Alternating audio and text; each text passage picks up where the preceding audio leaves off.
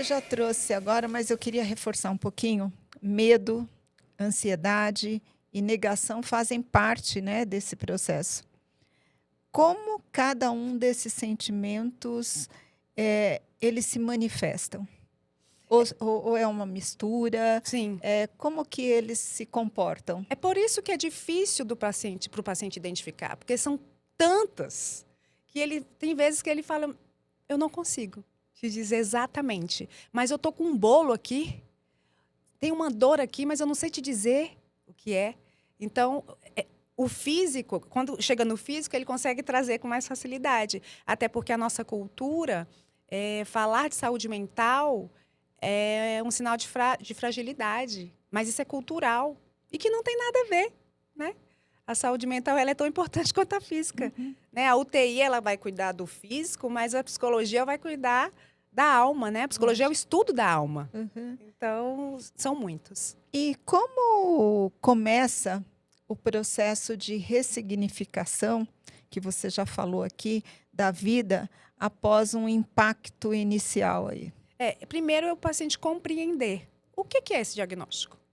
Porque se ele já apresenta a crença, é o fim, ali ele cria uma barreira. Vamos entender juntos?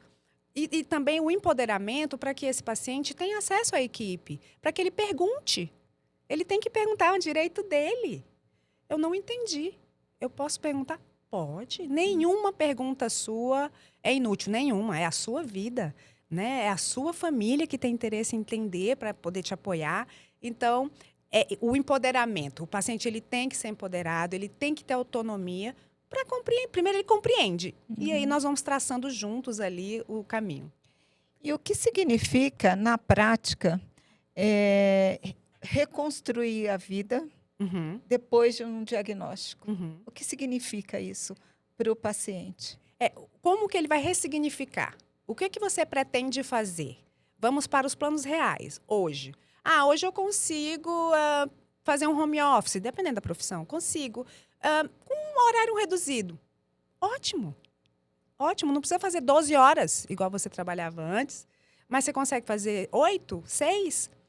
É uma forma de retomar a vida. Por que eu falo do trabalho? Porque muitos dos pacientes são jovens. Eles ainda trabalham, estão no mercado de trabalho. E eles trazem essa preocupação mesmo do trabalho, do dinheiro, que é importante mesmo. Lógico. Então, é isso.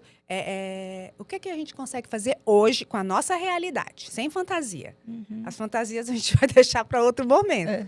E assim, nós conseguimos construir juntos esse caminho novo. Porque é diferente a vida pós-diagnóstico. A gente não pode romantizar, dizer que vai ficar igual. Não, tem medicações que deixam algumas reações, né, uma fraqueza, tem alguns que deixam ainda náusea. Então, vamos por onde a gente dá conta. O importante é que a gente viva bem, que não fique em cima da cama. Lógico. E qual é o papel da família nesse processo? Ela precisa também, muitas vezes, de um cuidado psicológico? Sim, a rede de apoio ela é extremamente importante. Muitas vezes, as famílias elas adoecem primeiro que os pacientes, porque é uma sensação de impotência que eles têm, de querer resolver, e aí eles adoecem mesmo. Mas o acompanhamento psicológico serve para a rede de apoio sempre. Cada vez que eu entro em um leito de UTI e que eu atendo o paciente, eu aviso a família. Estou à disposição para você também. E ali vamos para um atendimento fora do leito, longe do paciente, tranquilo. Por quê? Muitas vezes ele não consegue mais se olhar. Ele perde a identidade dele. E aí o paciente já não conhece aquela rede de apoio. Então todo mundo despersonaliza. Então a gente traz para o eixo, vamos validar nosso sofrimento, nossas angústias e vamos fazer o que a gente pode de melhor. E eu queria muito que você, Michele, olhasse ali para aquela lente e você falasse como os familiares podem assim, ajudar sem invadir, que eu acho isso Sem tirar muito autonomia. importante, ou pressionar o paciente. Né? Eu queria que você, esse tem sido o seu dia a dia, né, esse poder da escuta, eu queria muito que você compartilhasse isso com quem está nos assistindo. Uhum. A família é a parte central do tratamento. Então, é necessário que primeiro se acolha as suas dores, as suas angústias, suas dúvidas, são todas válidas, para que assim você se fortaleça, para que consiga caminhar com o seu ente querido, com a sua, com o seu parente. É importante olhar para si. Isso não é egoísmo, isso é cuidado com o outro, inclusive. E quais estratégias psicológicas podem auxiliar no manejo do sofrimento emocional ali no dia a dia, né? Quais são as dicas ou aquelas pequenas falas, né? Que às vezes a gente acha que são balelas, mas que elas fazem toda a diferença. Primeiramente, reconhecer. Eu preciso reconhecer as minhas emoções. Eu preciso dar nome para elas. E, muito importante também, aprender a respirar. Aqueles exercícios que, inclusive, tem em YouTube, por exemplo, eles são científicos. É aprender. Percebeu a língua presa no céu da boca? Solta. É tão natural no dia a dia, as pessoas estão com a língua presa no céu da boca. Isso é tensão. E o corpo vai reagir.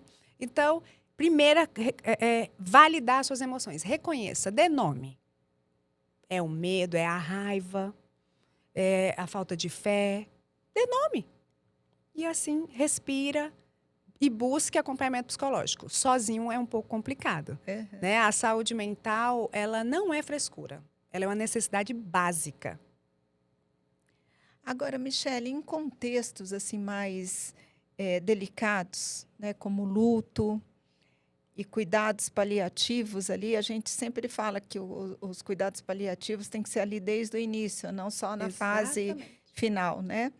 Como oferecer acolhimento sem perder a humanidade, né? Sem perder a delicadeza, né? Sem perder o amor pelo outro. Sim, a sensibilidade ela é muito importante nos cuidados proporcionais. E não é, o cuidados proporcionais, você bem disse, não entra quando o paciente está em processo ativo de morte. Entra antes. Então, reunir com a família, com a equipe especializada, médico paliativista, psicóloga, reunir com a família, e eu sempre começo assim, como é o fulano? De que ele gosta? Porque eu conheci o fulano já com diagnóstico. Então, eu sei dizer hoje das fragilidades dele. Mas me fala um pouco. Então, a família com essa oportunidade de refletir, trazer, nos ajuda, inclusive, a conduzir de maneira muito sensível os cuidados proporcionais. E tirar o mito que cuidados proporcionais é o fim. Não é o fim. É um momento de oferecer conforto e dignidade para aquele paciente que, né, a finitude vem para todos nós. Não sabemos quando e nem como, mas vem. Então, se for possível oferecer com dignidade e conforto, por esse caminho que a gente vai. Então, quando você dá a oportunidade da família trazer quem é ele, eles se sentem até, olha, ela quer saber quem ele é sem a doença. E por aí a gente vai costurando juntos. Michele, o que você aprendeu ao longo da sua trajetória sobre a capacidade humana de continuar mesmo depois de tudo mudar, mesmo depois de um chão se abrir, né? O que você aprendeu de tudo isso, né? O que isso te trouxe, né, de aprendizado? Eu digo que eu aprendo todos os dias, mas o ser humano ele é extremamente resiliente. Ele não sabe. Ele não sabe. Ele, muitas vezes, ele busca, que foi o que ele aprendeu, ir pelo caminho do sofrimento, do eu não mereço, do é assim mesmo. Mas o ser humano ele é extremamente resiliente. Então, essa forma de aprender todos os dias com o sofrimento, com as angústias, torna ele diferente, torna ele ser um ser consciente. Então, a resiliência Eu sou psicóloga, mas eu me emociono todos os dias com a resiliência do ser humano. Em situações de muito sofrimento, de muita angústia, né?